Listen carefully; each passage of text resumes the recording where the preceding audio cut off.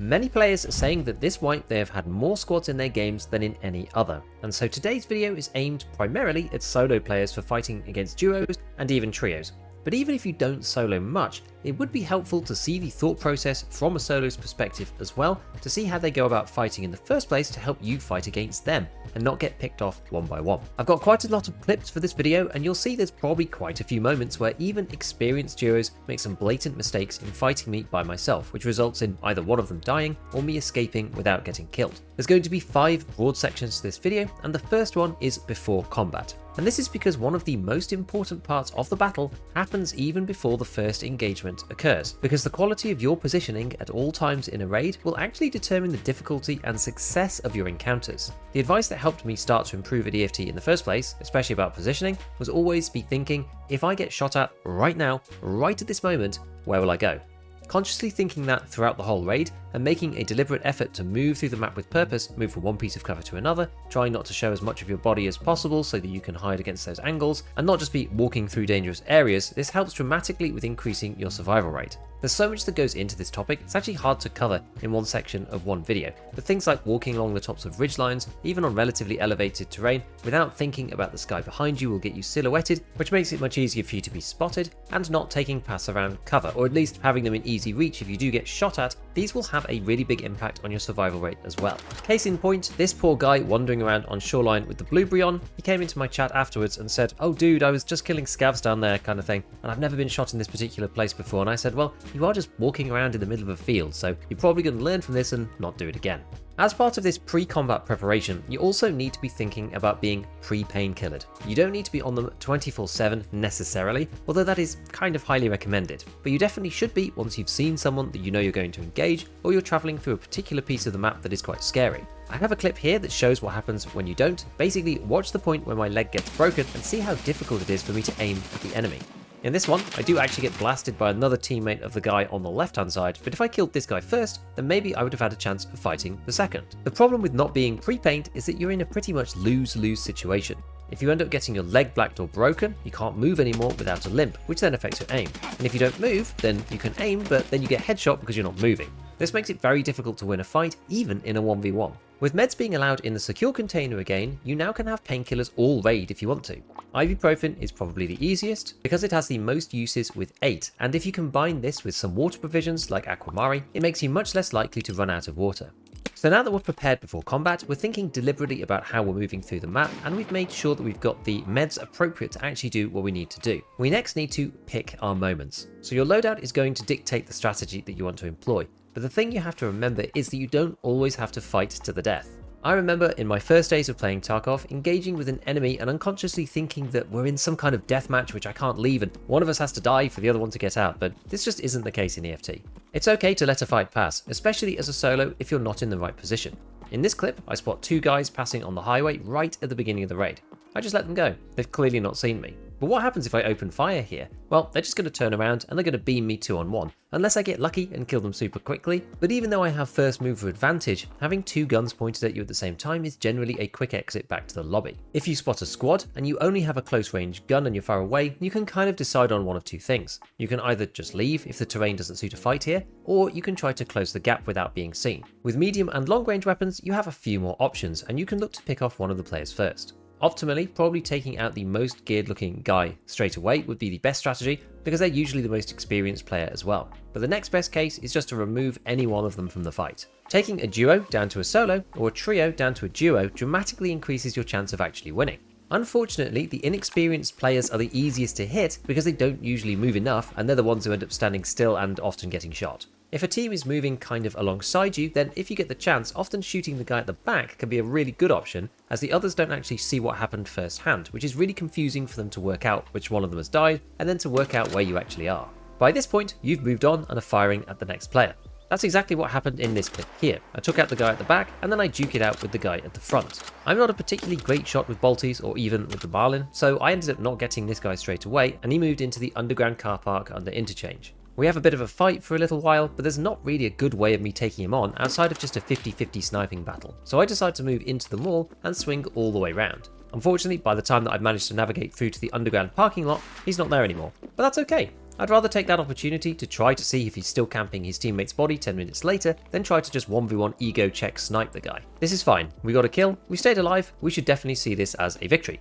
Now on to number 3, you need to use your advantages. And this works both ways. This works as a solo, or a duo, or a trio. But as a solo, your advantages are that you can shoot on sight, you don't need to tell anybody else what you're doing, and this makes it so much easier to move around without being seen. And remember, your enemy does not know that you're on your own. Most of the time, even if you have a relatively close quarters gun, you don't want to be right on top of them. Make sure that you keep your distance which is appropriate for your weapon. The problem with this is that at real close ranges in CQB, reloads are very hard to fight around. People hear you go for the reload and the second guy can push you. At medium and longer ranges, sometimes keeping the distance does mean that you lose people. But as we said before, if it means that when you do actually get into a fight you're in a good position, then I'd rather make the maneuver and get a 50-50 chance of getting a second try where I have the advantage, rather than fighting 2 players in close combat because I didn't put enough distance in the way.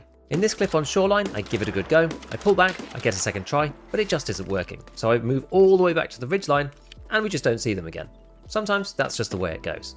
Now occasionally, you'll be forced to fight players at close range. This is normally when you don't see somebody first, but you hear them. If you get up, then they're going to hear you, and then you're kind of in this awkward dance where everybody knows where everybody else is, but again remember that they don't know how many of you that there are. So often they're a bit more cautious than you might think they would be. It's really important to use cover when you're fighting against 2 people. Like we said at the beginning, we don't want 2 people shooting at us at once, so you need to hug the cover and try to get away from them as much as possible so you can fight each one in turn. In this particular clip, 2 players showed up while I'm considering trying to snipe Sanitar's guards with the Marlin. And it does get a bit hairy, to be honest with you, but after picking one off, I'm starting to run out of ammo, I'm a bit hurt, so I end up just leaving completely and I don't try to fight the second guy at all. In this one, the Kedda was only supposed to be a backup weapon, which is why I didn't have that much ammo for it. But what's interesting in this clip is that you can see how the duo actually really messed up, and they could easily have killed me if they'd both attacked at the same time. Here's another example showing how hard cover is extremely important when engaging 2 players. You need to be able to fight them one at a time, rather than having both of them engage you simultaneously. Funnily enough, this clip happened after the previous clip where I let the 2 guys go over the highway, so this is another duo. Gotta love those interchange spawns. Although we managed to win here, I honestly think I could have done better in the second half of the fight, because I didn't realise that I killed the first guy and I thought I was vulnerable to my left hand side still, so I didn't go quite behind the truck cab and let the guy on my right light me up completely. One of the reasons why this happened is because my reload was not quite finished when I moved back out, and I think this is an unfortunate side effect of Arena because of the high skills that you get there now versus the base game, which means that you reload faster in Arena than you do in normal Escape from Tarkov. Also, the M4 wasn't equipped with a bad lever, which speeds up the reload as well, but I couldn't get this in the base game yet either because I wasn't level 30. So all of this kind of contributed to my muscle memory being off of when I thought the reload was going to be done, but it turned out that it wasn't. Fortunately for me, he didn't have very good ammo. Here's another clip about hardcover and fighting a duo. This is probably one of the sweatiest fights I've had this wipe, and it's against a pretty giga-chad duo. They did a good job of separating apart, so I kept trying to fight them one at a time, whilst moving around so they had to keep track of me.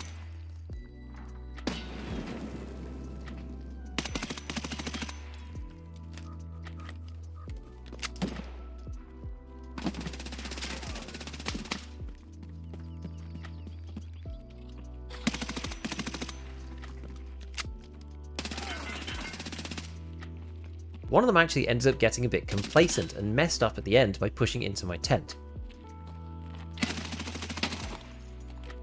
What they should have done here really is throw a nade in while the other one covers the door to stop me from pushing out. But because the first guy pushes and then gets taken down, on hearing the grenade pull from the second guy, I decide to dash out because there's nobody out there left with a gun.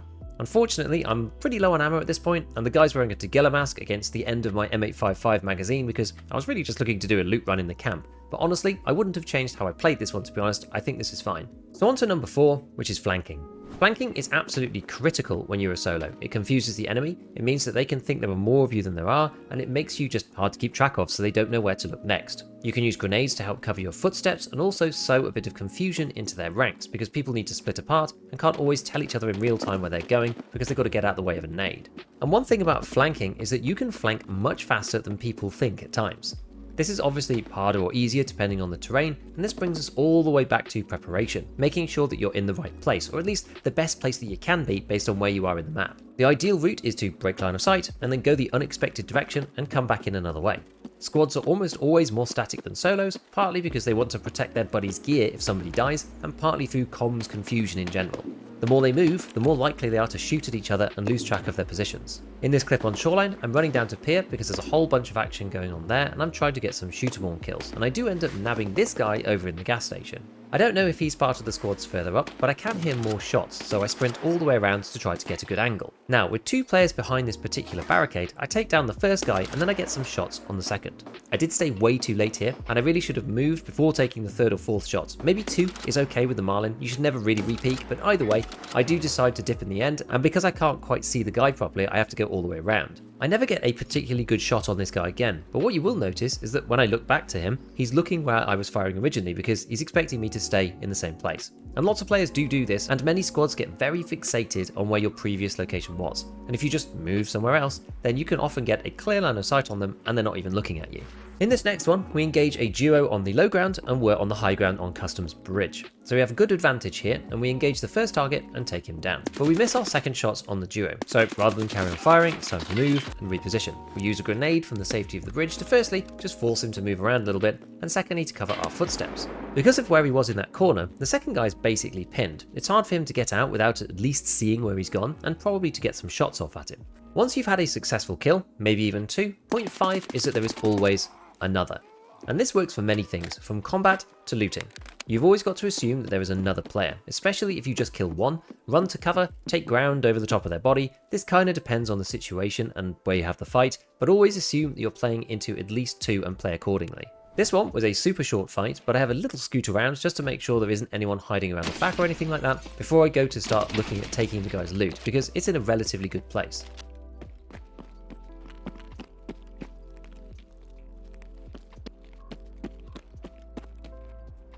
In this one, again, a very short fight, and this guy did get super unlucky, and because of the direction he's coming, I feel like this one's probably okay to loot straight away as well. Later on though, a grenade comes sailing over, and a guy did actually jump into my chat and say that he was the duo, but he didn't want to fight me because he knew I was streaming. So looting is probably the place where there's always another gets you killed the most. Unfortunately, at this point in my Escape from Tarkov career playing as a solo, I pretty much don't loot, I would say, about 50% of my bodies. At this point, I've pretty much assumed that I won't get the loot in the majority of my kills, and if you come to make peace with that, it actually makes the game a lot easier. If the body is in a bad place, you probably shouldn't bother. If you think you saw another and they disappeared, you probably shouldn't bother either. Even if you think there might be another one, you still probably shouldn't go for it. And it's unfortunate because, yeah, I get it. It's fun to greed, go in, grab the loot, get lucky, but if you want to maximize your survival rate, you probably shouldn't about half the time.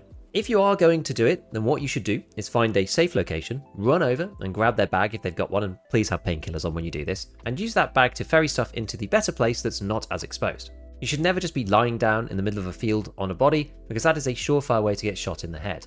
If you're inside a building or a container or something, you at least can hear when people are coming up while you're looting, so at least you end up in a fair 1v1. Rather than the alternative being someone being able to take you out from range because they're protecting their buddy's body for the last 35 minutes of a raid. Do not ever underestimate a duo's ability to sit patiently for the entire rest of a raid and even go MIA and throw their own stuff on the floor to stop you getting their teammates' gear.